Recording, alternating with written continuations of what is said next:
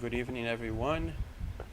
Welcome to our meeting on Mondays.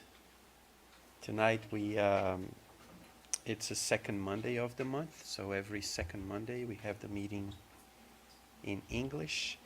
And I'm back tonight. It would have been Hendrik would have been here, but he's taking care of a cousin of ours, and she has to go to the hospital, so he asked me to come here and replace him because he is taking care of her. So here we are tonight once again, and I'm going to be here later on to talk about the gospel according to Spiritism. We're going to talk about something that I know that no one here has, but I have. It's selfishness. So but before that, we're going to do a prayer, and before that, and after that, we're going to invite Mariana. She's going to talk to us a little bit about chapter 144 from the book Our Daily Bread, and then I'll be back later on tonight. So before we start, let's just focus and do a little prayer to connect ourselves even more with God, our Father, our Mother, our Creator, the one that gave us life, gives us life, and gives us our sustenance in the form of love, in the form of hope for us to improve, to be better people for this world, so that we can help Him turn this world into a better place. So, dear God, thank you for all your help, thank you for all your love, and we pray to you that you can help us, the ones who are here, the ones who are not here, but are also connected to you, so that we can all together make this world into a better place. So be it. So let's invite Mariana. She's going to read and make a brief comment on the book Our Daily Bread. Mariana.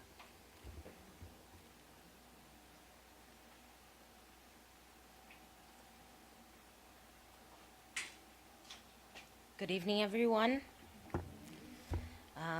Like Max said, today we're going to be reading out of the book Our Daily Bread. This is one of the translations. And this book was written by Chico Xavier, by the Spirit of Emmanuel. Chapter 144.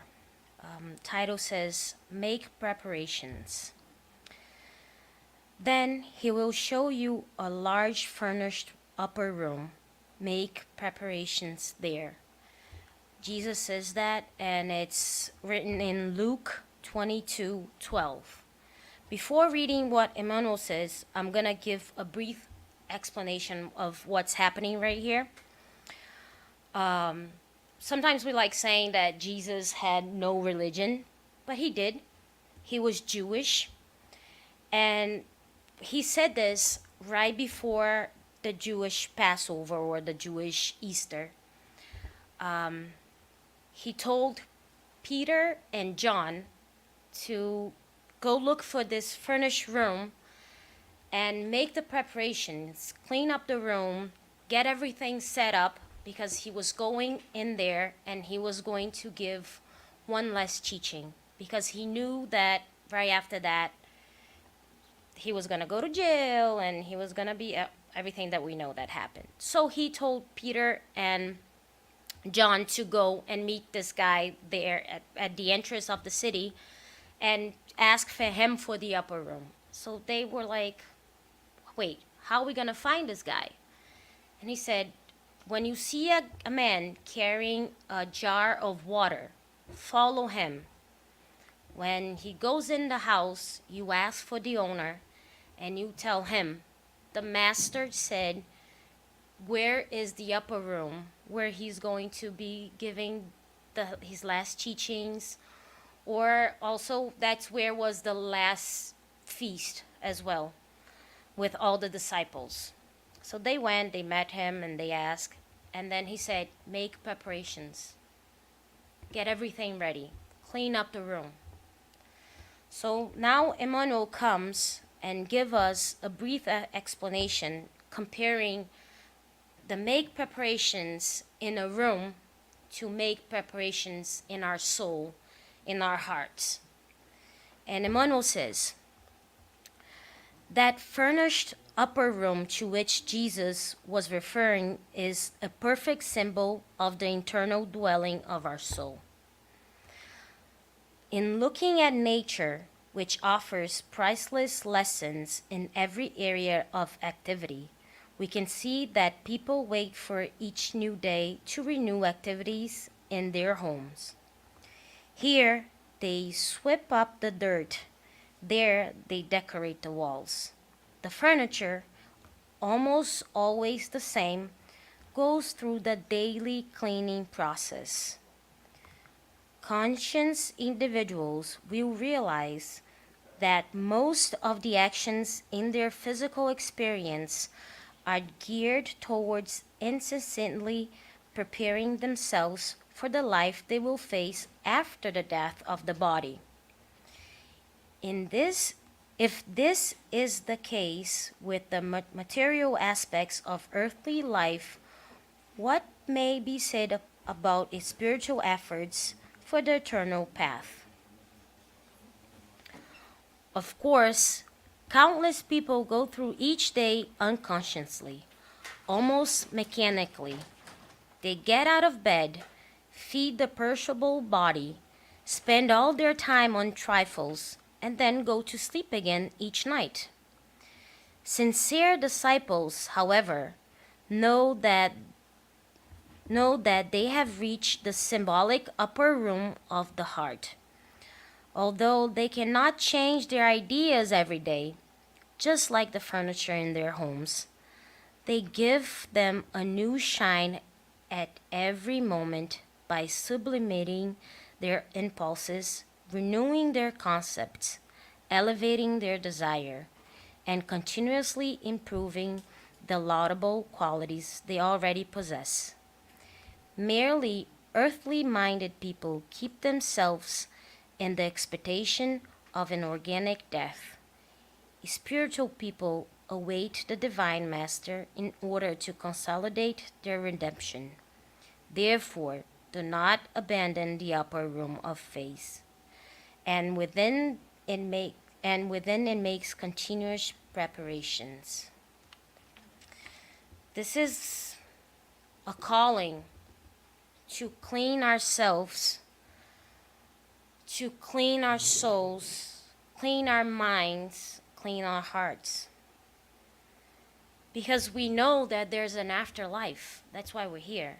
That's why we come to, we believe in the spirituality. We believe in afterlife. We believe in reincarnation. That's the reason why we're here.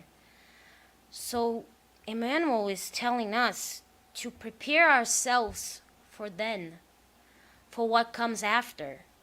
Because that's what you take. You don't take anything else. You don't take material stuff. You only take what's in your heart. And what he's saying is, despite thinking you only clean it once, you have to clean it every day. It's the work that never ends. It's like our homes. So like, I have 2 dogs and a cat. So we can all imagine the mess that is in my house.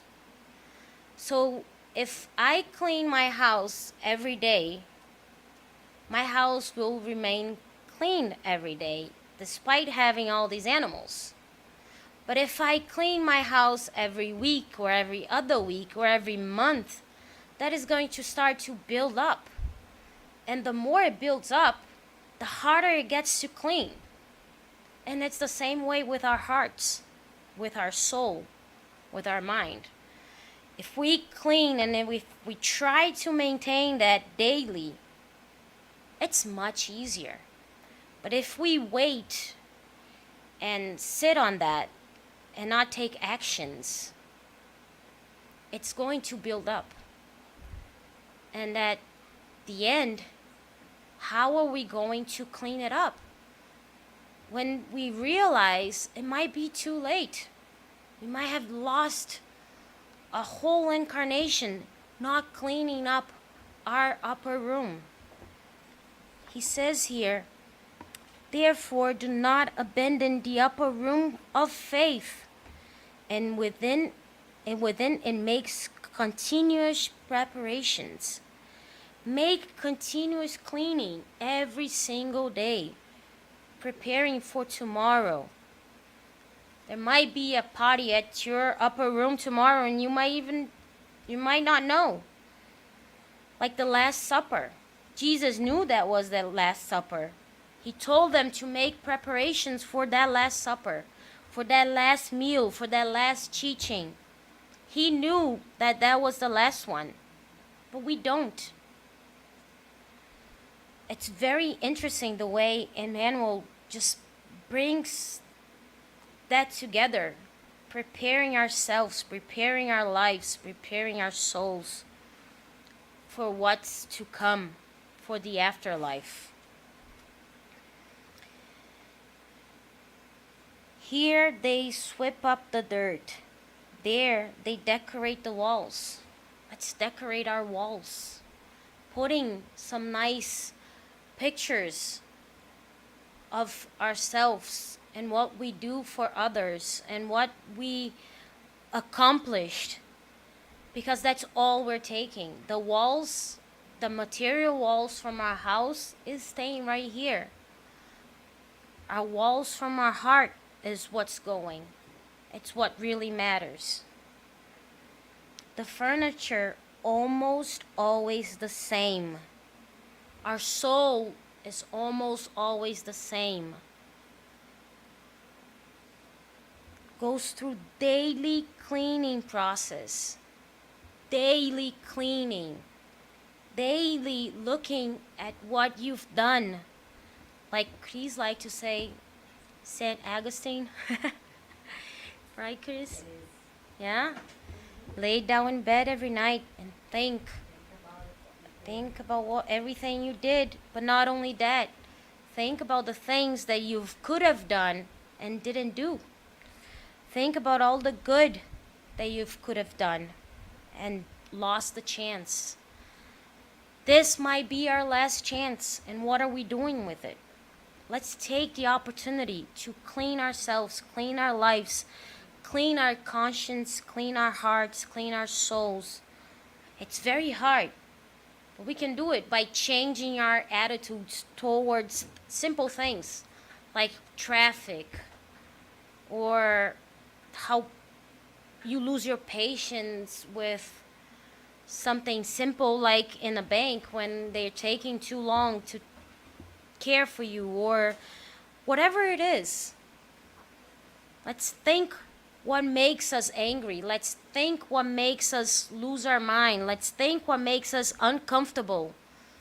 And let's work on that. Let's clean that up. Let's clean our actions.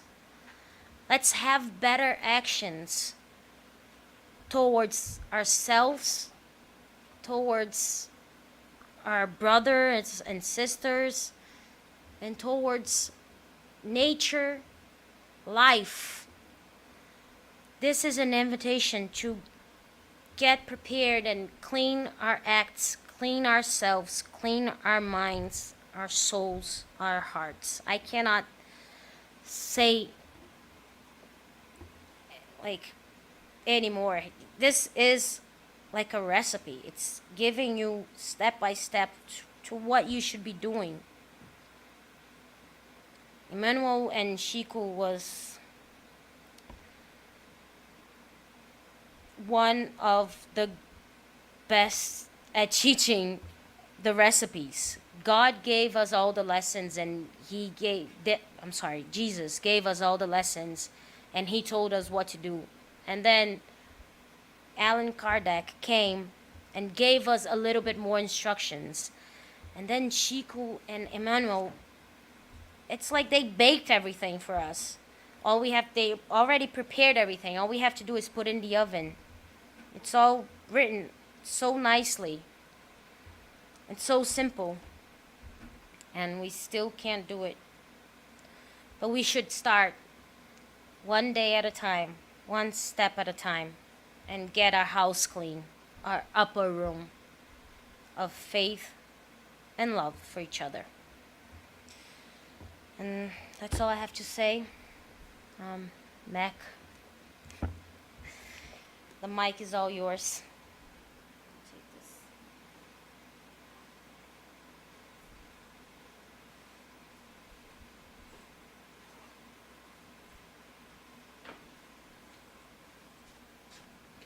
And I'm back.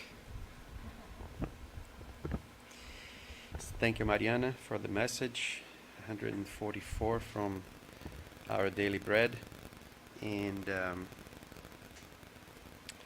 so we, like I told you before, we are going to talk about a topic from the Gospel according to Spiritism. This is one of the translations. Was naturally, for those who don't know, was written in French in the 1800s, and there are a lot of translations from French to Portuguese, from French to English, from French to many different languages. And to English, there are few translations. I'm just saying because you guys are here live watching me, so you see this cover, but in online, people who are watching me, if there is someone watching me, are seeing the same cover, but there are like covers similar to this, which is different than this, but it's all the same book. I'm just pointing it out because some people look for the cover, but the cover is not always the same. So the book is the Gospel according to Spiritism, and the topic, and I'm going to ask Luciano to change that topic there because I see that I forgot to change it there.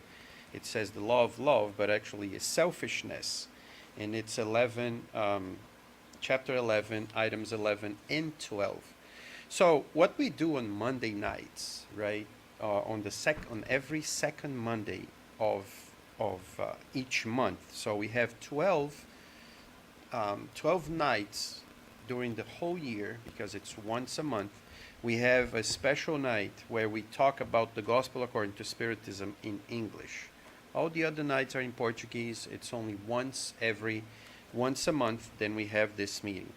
And what we are doing here is we are following the book like step by step. So we come here and then we talk a little bit about one of the topics. Then a month from now, we're going to come back and then talk about the next topic. So we've been doing this for a little while already, and we are almost half the book gone. So we still have a lot to cover, but we're slowly going forward and moving. So tonight we're going to talk about selfishness, and I understand that maybe everybody knows what selfishness is. Selfishness is that feeling or that emotion that is when we look only at ourselves. We forget to think about other people. We forget to look at other people, at other people's problems. It is as if we are the center of the universe, and only me is the important one. That nothing else around us is important anymore, only myself. So that's what we're going to talk a little bit about tonight. And when I say a little bit is, although it's going to be probably about 40 minutes of talk, but it's just, as we say it's just the tip of the iceberg. It's just that we're just going to talk a little bit about it because there's so much to talk about um, selfishness and all these topics that we wouldn't have enough time to talk about it.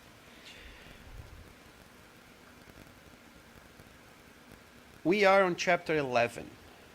Chapter 11 talks about love. So the title of the chapter is Loving One's Neighbor, Loving the Other as You Love Yourself. So, of course, that if I'm talking about loving the other as I love myself, someone can think that when you love yourself, you're being selfish because you're loving yourself. But actually, that's totally the opposite. Because when we love ourselves, when we really love ourselves, we start to understand that for me to really love myself, I have to love the others. Why do I say that? Everybody here tonight, thank God, is wearing clothes, right? We all have our shirts, our skirts, our pants, our glasses, our shoes, and we choose the clothes that fit me better, that I like the most. I mean, the colors.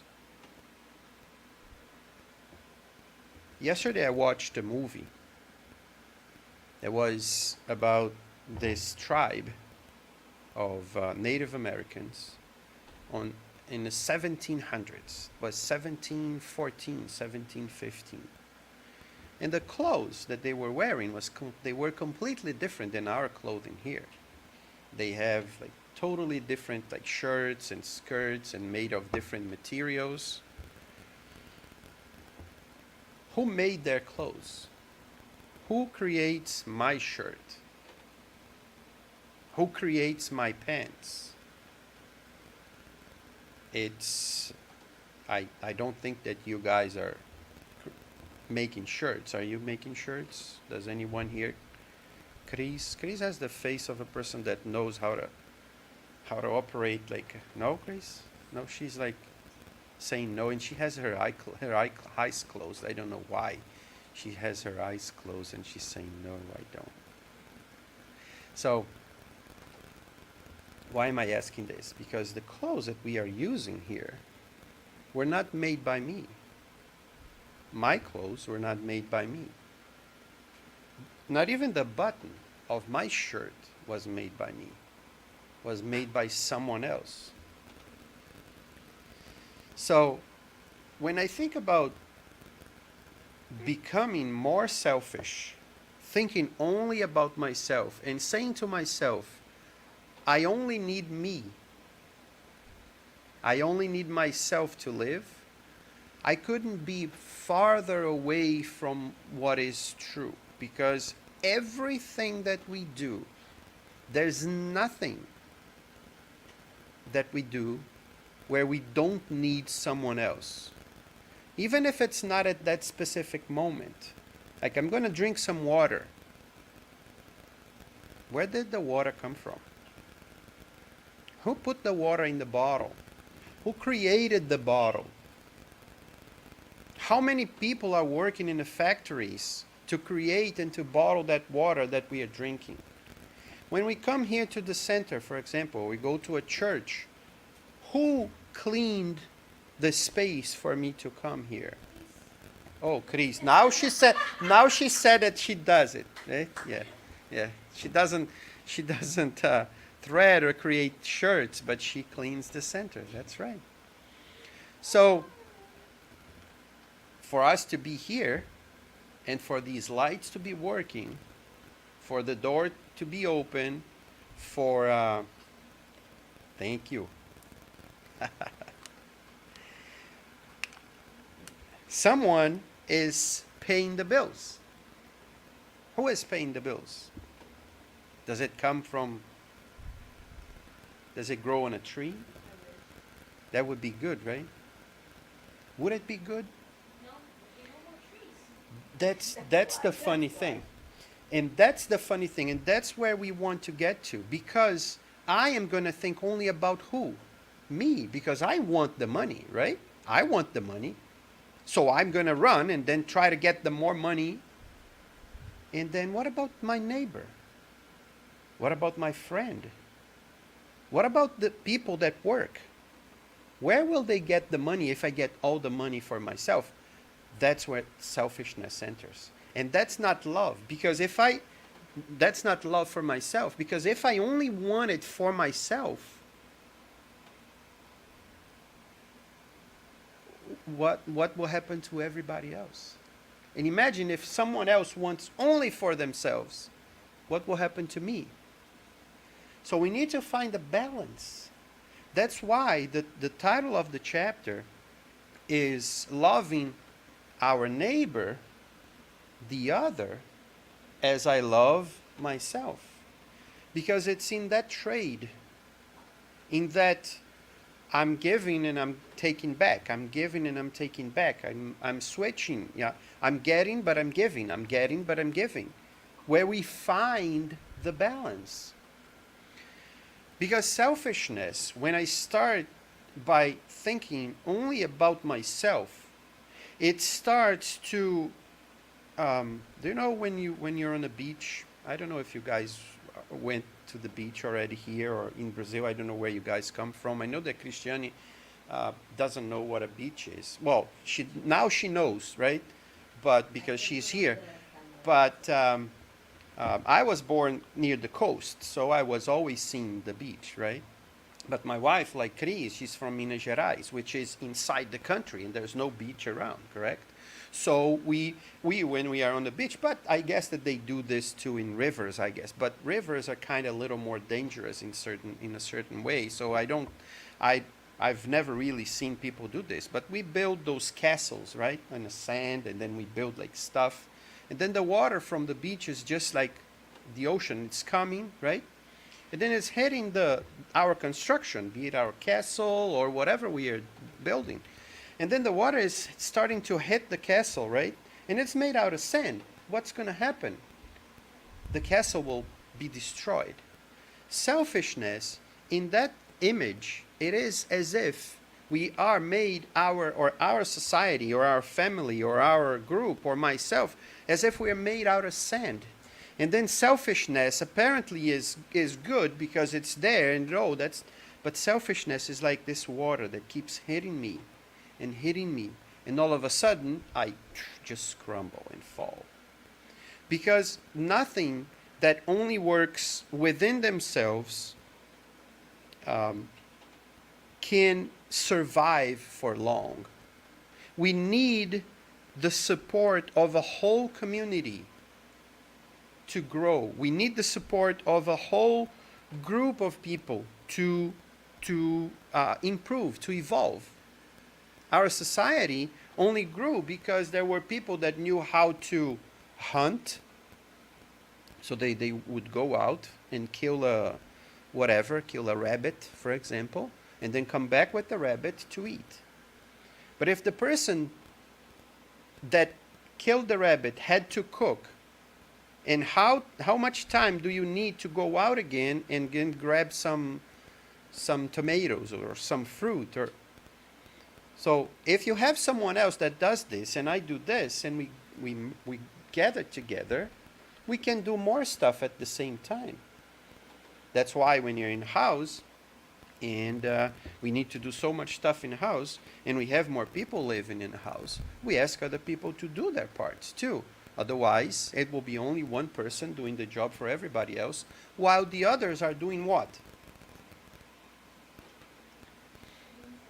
On their cell phones, right? On their cell phones, right? Watching something. While the other ones are doing what? Oh, I'm watching a TV. And then there's one person working and doing everything for everybody? It doesn't look right. It doesn't feel right. Imagine if society was like that. Oh no, my boss is the only one that works and I'm sitting at my job doing nothing and my boss is the only one working. So why am I being paid if I'm not doing my part? So when we think about simple things like this, Like being in a house, and if I just ate, why don't I clean my dishes, for example? And I'm saying this so that I can hear. I'm not saying this to you guys. I'm saying this to me. Because I need to do this more often. Right? We are always learning. We are always learning. I'm here speaking and talking just because Chris is afraid to come here to talk. Otherwise, I would come and ask her to come here to talk. The difference between me and you guys there is just that some people are afraid to come here to talk. And I am not.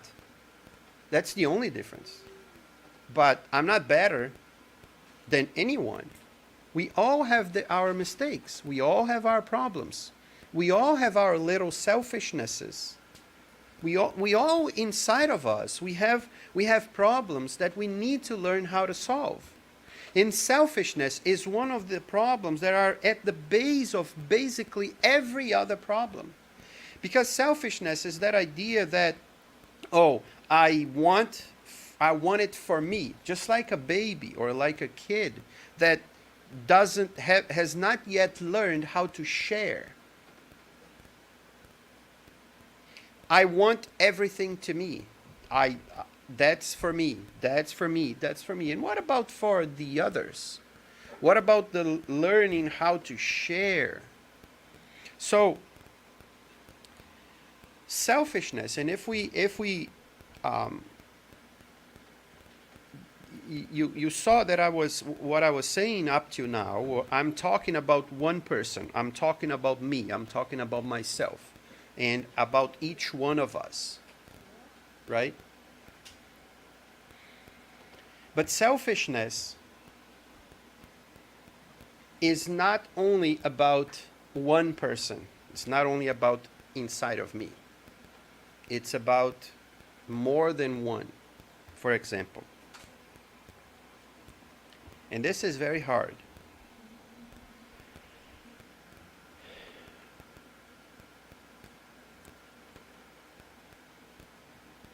When we think about our family,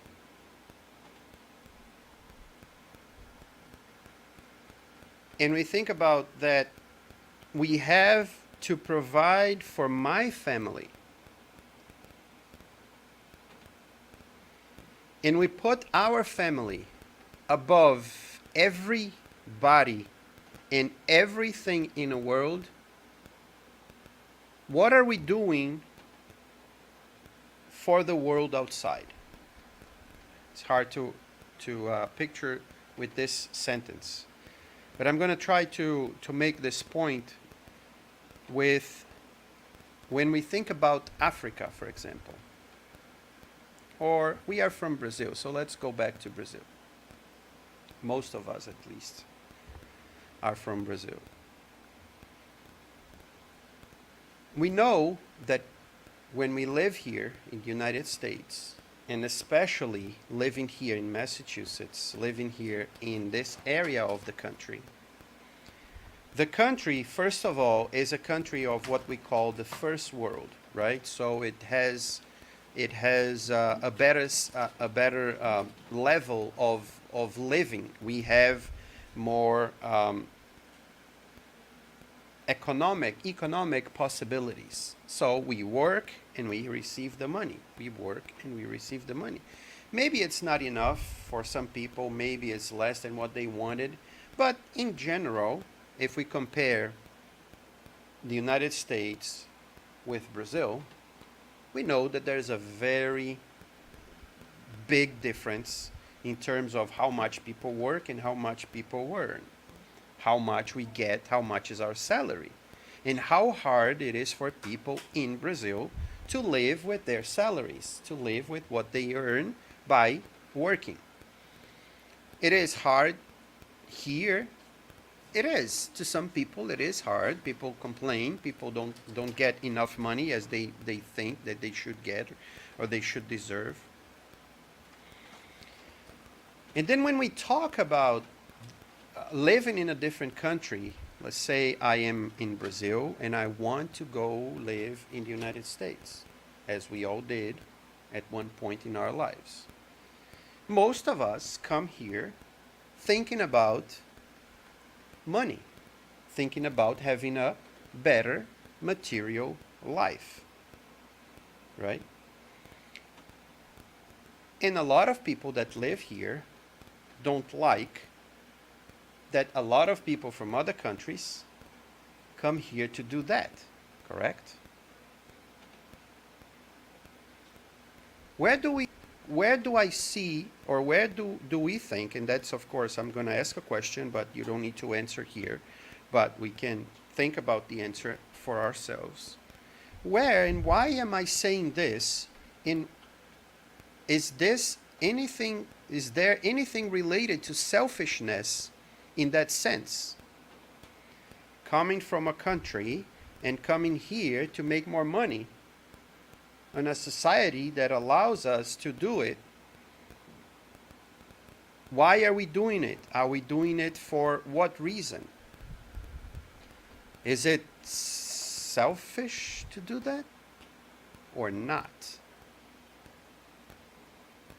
And I'm not asking this to criticize or anything. I'm asking for us to reflect upon what I have inside of me, of who I am, of what do I want to be, how do I want to be. Because if I am here, or if I'm coming from a different country and coming here to get something only for myself, it doesn't matter what name I want to give to this. I can see that this is a selfish act. It may be not as big as some others, but it is.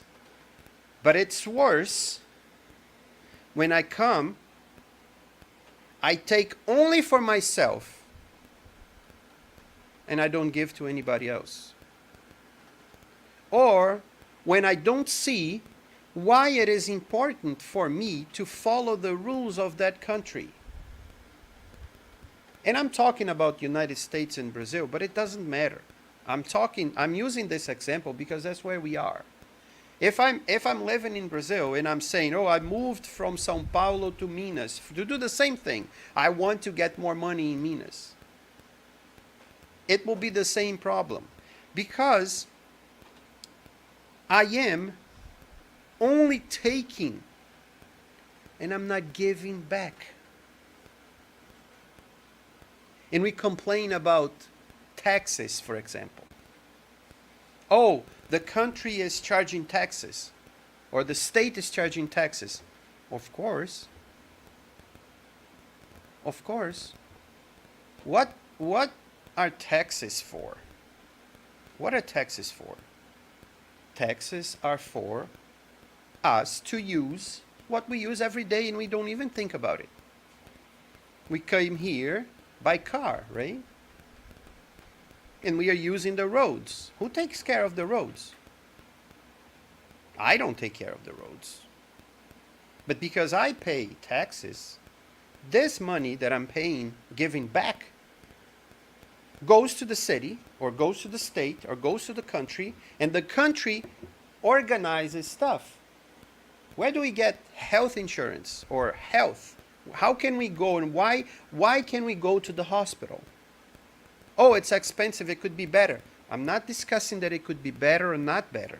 Everything can be made better. Anything can be made better. Not discussing if it's good enough or not. We're talking about that we need to have this balance between getting and giving back. If I don't have this consciousness inside myself, I am always going to complain, and I am always going to act in a way of only taking and not giving back. And that works for myself, that works for the family, that works for a company, that works for a state, for a city, that works for any kind of group where people are involved. When we are listening or hearing about this country or that other country, they want to close their borders, no one can go in, no one can go out because of this, or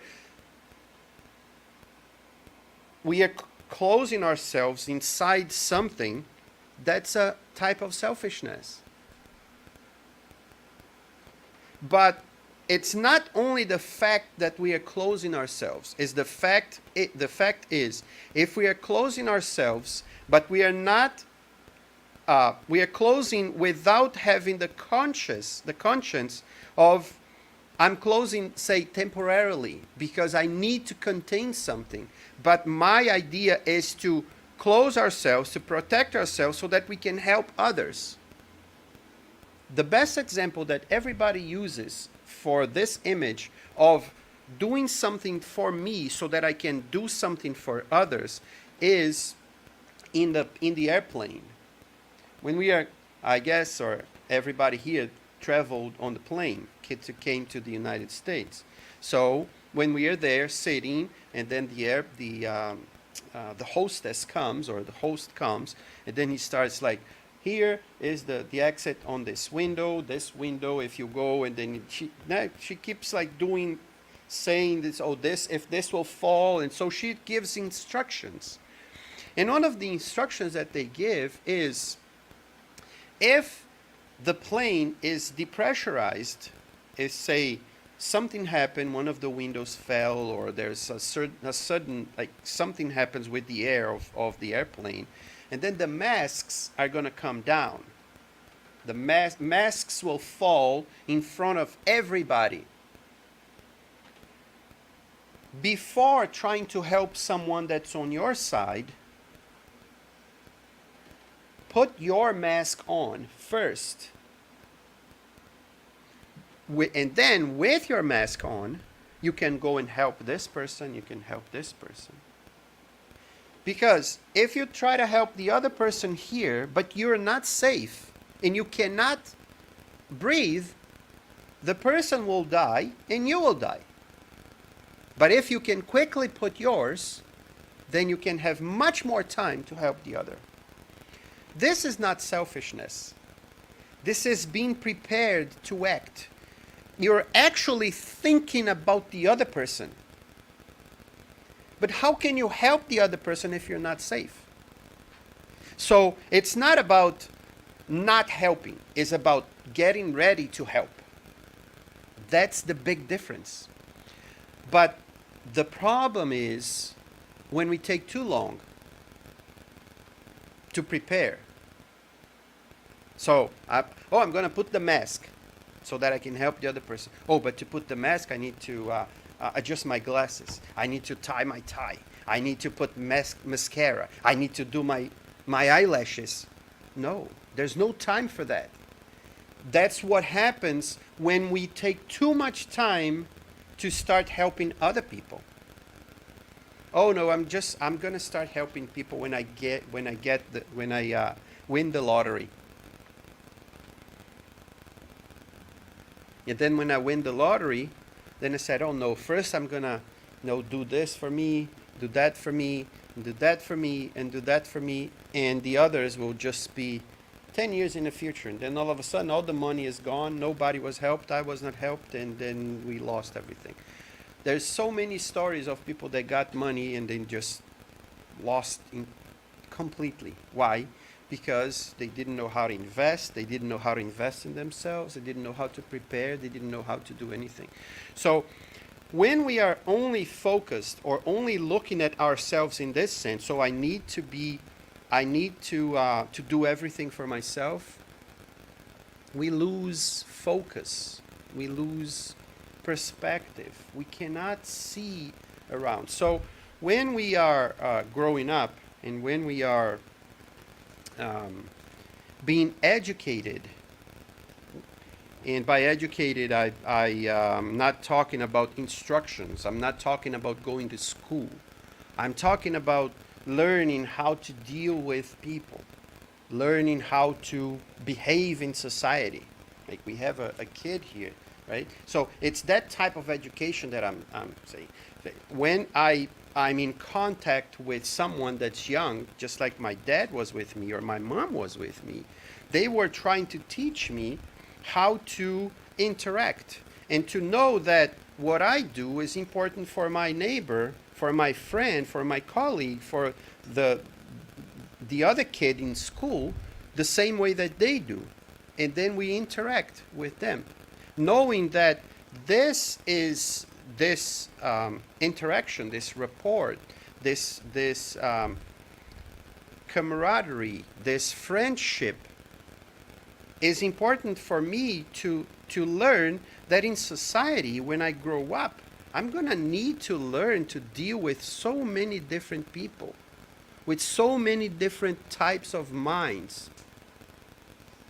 But knowing that the other mind, even if I don't agree with the other mind, is important. So that the difference can make us stronger. Can you imagine if everybody only liked blue or pink, and everything was pink, everything was... But sometimes that person is this, that person is that. Yeah, that person is blue. And you don't like blue, but doesn't mean that there isn't a person that likes blue. But we tend to look at these other people that are different from us as if they are like enemies, or if they are adversaries. They're just different. I may not agree, but they're just different. And because they are different, they're going to think differently. And maybe from what they think differently, they will create something that will help me in the future. And what are we going to say? Oh, it was from that person? Yeah, it was from that person. Oh, now I see how important that person. So you see that when we think and when we look at the world and we only see the world from our own perspective, from our little world, it is as if everything is around us. But can you see, you guys are here, right? I say guys, but there's only girls, or there's only one boy there.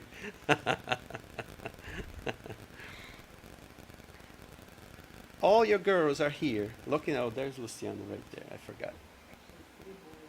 3, yeah. So we're all looking at the same at the same room, but because we are at different positions, we are seeing different things. You know, Mariana, where she is, she knows that Luciano is right there, but she cannot see him. I don't know if anyone can see Luciano. I can see him because I'm right here. But not even you guys can see, probably, because there's something in front of it. Our perspective is our perspective. But we, together, could describe this room much better than only one person could describe. Because you guys would remember something from this room that I would not remember, and the other way around. So we could have a much better view, description of this room, if we all worked together to describe it. But when we are describing, some people might say, no, but this is wrong. This was not like this. And this discussion, when we go in contact with one another, and we don't want to give up or give in to the other, that's our selfishness, that's our ego, that's something within me that don't want to agree with the other, that doesn't know how to deal with the other. And we need to close that gap between me and the other so that we can learn to work better together. Otherwise, things will never work. Because we had scientists in the past that thought about things that were sometimes even crazy for their times, and then came scientists after the first scientists, and used what they created to create new things, and then that's how it goes. Everything that we can create today can help the next generation to be better. So I cannot think only about myself if I want to make a better world. Otherwise, I'm closing in only on me. even society does that. I don't know if you guys know about this, well, probably you all know what a copyright law is. So say I write a song, or say I do a painting, or I create a character like a Mickey Mouse, or Superman, or a Spider-Man, whatever character it is, a Wonder Woman. The person that created that character, or the company that created that character, is the only company or the only person that can draw and can license that character to be in our shirts, or in our tablecloths, or in a poster. And they will get money from every time that that character is printed. But society has a law on character creation or on trademarks that's very interesting. Because, for example, does everybody know here Robin Hood? You ever heard about Robin Hood? The guy that goes and steals from the rich to give to the poor, or, well, Hercules, or another old one, whatever, Popeye, right? And whatever, it doesn't matter, with any of these. Everybody or anybody can use Robin Hood in their story, and they will there's no need to pay for Robin Hood to be there anymore. But if you want to use Superman, you have to pay something. What's the difference?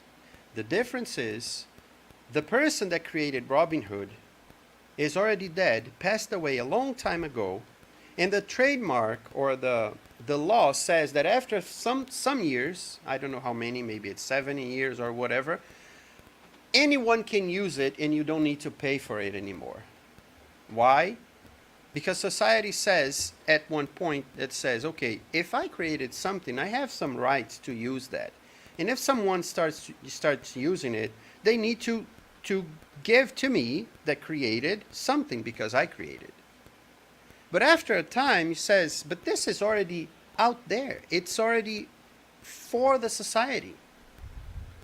So the laws were created to get those characters and release them so that anyone can use it, so that we can improve on it.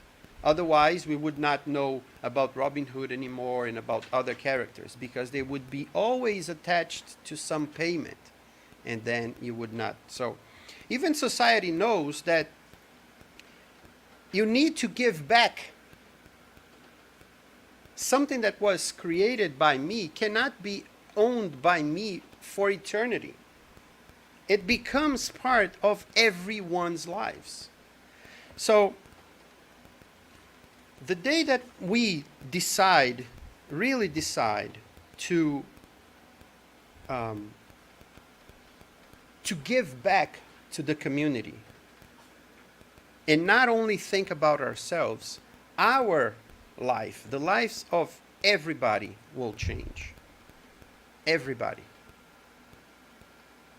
But it's kind of hard, I guess, to think about this because, like I said, we always want for ourselves. I will always want the best watch. I always want the best car. I always want the best cell phone. I always want the best this. I always want the best that. And then we always think more about ourselves than actually getting that and sharing with other people. Once again, I am not saying that we should not, or we should not want to be better or to have better things. No, it's not what I'm saying. If we want to have a better car, go for it. There's nothing wrong with it. The problem is not having a better car. The problem is not having a better cell phone. That's not the issue. The issue is when that is the focus of my life. That everything that I do is only for me. Everything. And no one else, and not one person's opinions around myself is being even considered to me. So when the spirits are giving us these messages here in the Gospel according to Spiritism, there's one of these messages which was written in 1861 in Paris, where this spirit called Emmanuel, and some people say that this Emmanuel here is the same from Chico Xavier. Never really got to know if it is really or not, and it's always going to be, you can write your name and be the same name as anyone else, it doesn't matter, but some people say that it's the same spirit, but even if it isn't, it doesn't really matter. But this spirit, Emmanuel, he says at one point, selfishness is the negation of charity. Charity is love in action. Charity is when we act to love other people. And when I say act to love other people, it can be in a material way. If someone needs water, I go and give them water. This is an act of charity. But also an act of charity is, I have a friend or I have someone that's in need of help, but not physically. The person doesn't need money. The person doesn't need a house because the person is rich or the person already has everything. But the person needs an ear. The person needs a shoulder. The person needs someone to be there and listen and talk to. That's being charitable. And that person doesn't need to be all around on the other side of the world. No, the person might be our brother, our sister, our mother. It can be anyone, because sometimes we are more charitable or more loving to our friends than to the ones that live with us.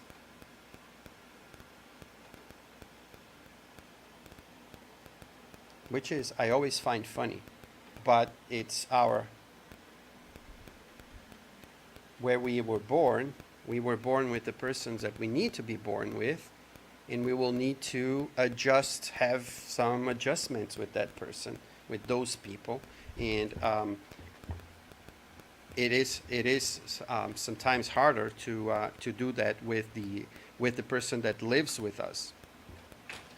But coming back to the sentence that he says, selfishness is the negation of charity.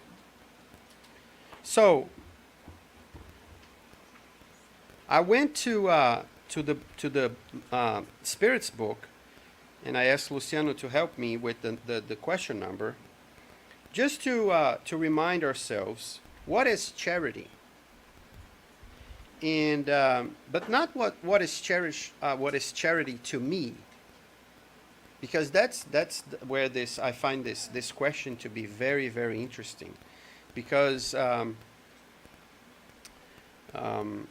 we can ask a child what is something. So I can ask a child what is, I don't know, whatever it is, or what is blue, and then the child will answer something.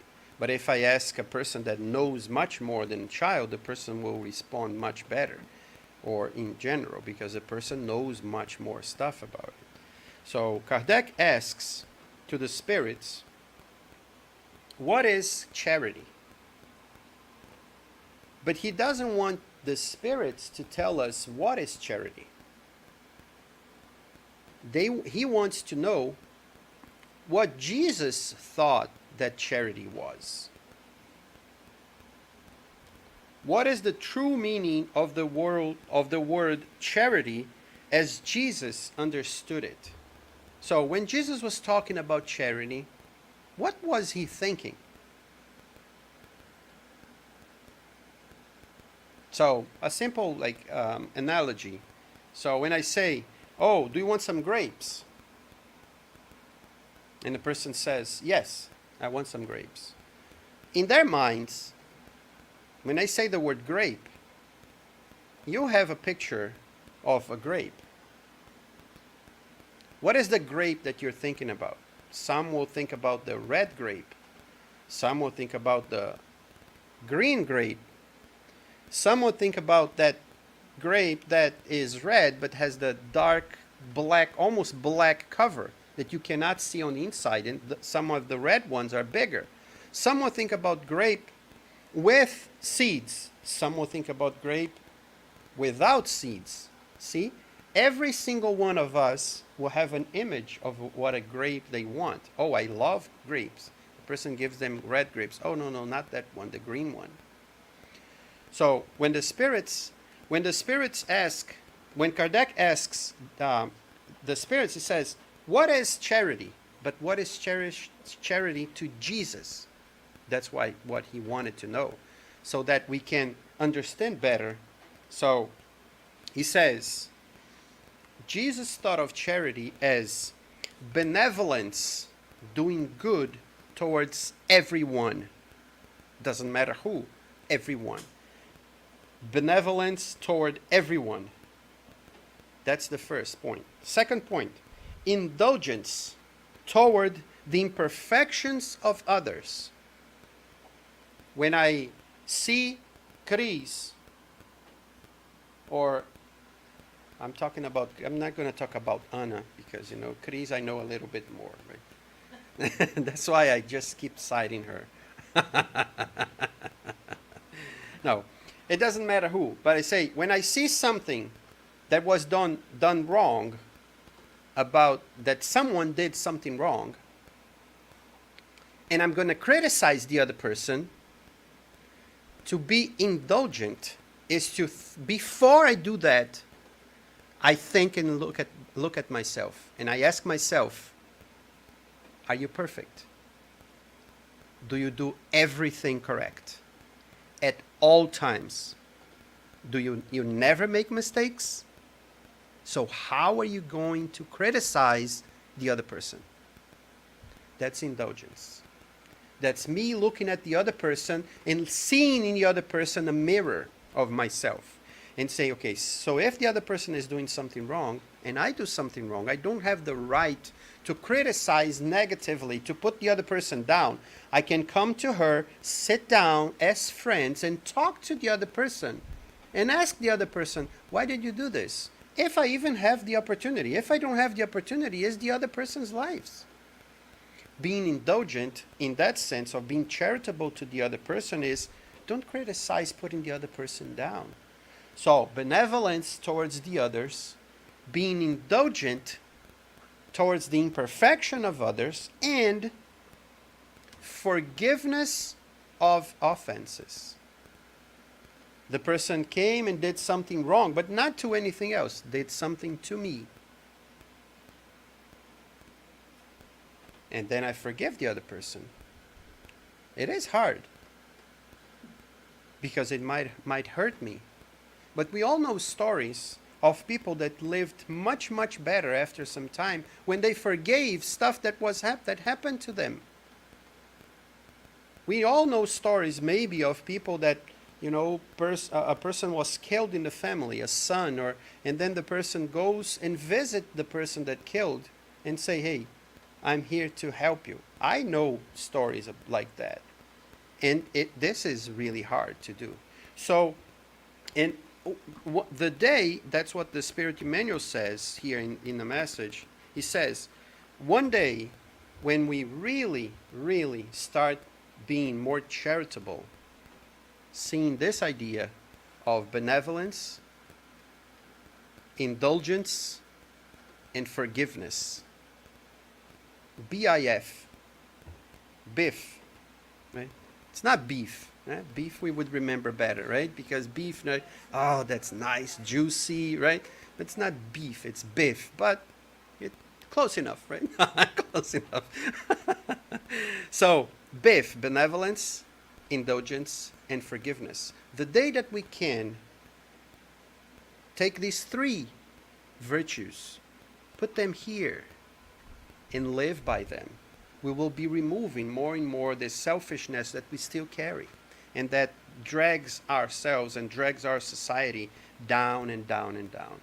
The more we tend to stand up for everybody, not only for myself or for ourselves, we stand up for a group, the better the group becomes, the better the society becomes. So, like I said, this is just a brief introduction. I didn't even cite the second message. I only cited stuff from the first message. But it's, if you want to read the message, chapter 11, items 11 and 12 from the Gospel according to Spiritism, selfishness. 2 messages, one from the Spirit Emmanuel, the other one from the Spirit of Pascal, in the Gospel according to Spiritism. And with this, I thank everybody for being patient in this 100-degree heat that we are feeling today. You see, sometimes, right, when we want to lose some weight, or we want to get rid of some like small fats in our bodies and so on, so we go to exercise, right? Or some people go to saunas, right? And then they go into the sauna in that heat, right? And then you sweat a lot. So, right, we didn't have to pay, right? We are right here, right, in a sauna, right? Everybody together, and then we are losing like a little bit, like a few grams, right? A few ounces we're losing, right? So it only lasts a couple of months. We are almost over, right? Yeah, and we complain, but at the same time, when it ends, it's like, oh my God, this cold, not again, right? But you're always complaining, right? We are human, right? We're always complaining. And so thank you for your patience. Thank you for being here with us. So I have something to say outside of what we were discussing. A few announcements before are we going to have passes after this, right? Yeah. So this meeting, our meetings on Mondays, it changed to a special meeting a while ago. Because before we had a meeting on Monday nights, and we had meetings on Tuesday nights, right? Tuesday nights we had passes treatments, and on Monday nights were just the talk, and then we had passes at the end. But now we only have one meeting for these two, so they're combined into one. After we finish here, right, and you saw that some people were walking in and out and talking and going in and out.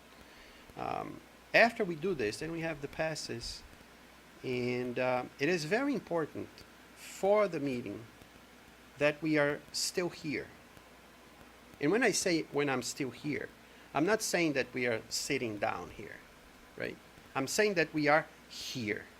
You know, when we are here but we are not here. When we are here but our minds are so far away that we are not here anymore. And then somebody does this and says, you are back, like out of the blue.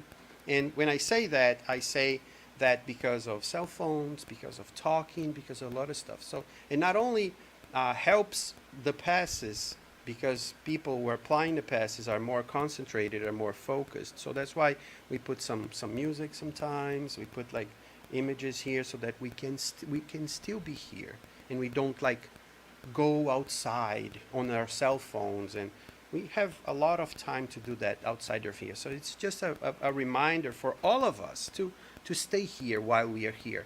Then when we are outside, right? When I go out, and I see some people doing this here too, go out, sit down in a car, and there's a lot of cars. And then you look, there's a light in the car. It's everybody in their cell phones before driving, right? Which is good, because it's better to do there while the car is there than to be driving with the cell phone in their hands. So when we go outside, then we do it. So we ask and we invite everybody to stay here in prayer or watching something or listening to the music, but we ask everybody to be here with us. And with this, let's do our final prayer so that Luciano can finish up our transmission online, and then we can go to our our passes. So let's, if you want, we can close our eyes and think about our dear Master Jesus, who came here to teach us, not only with his voice, not only with his words, but especially with his practice, with his day-to-day life with the disciples. And would like to thank him for leaving everything to us, leaving the teachings, leaving the possibility for us to see him and as an example for our lives.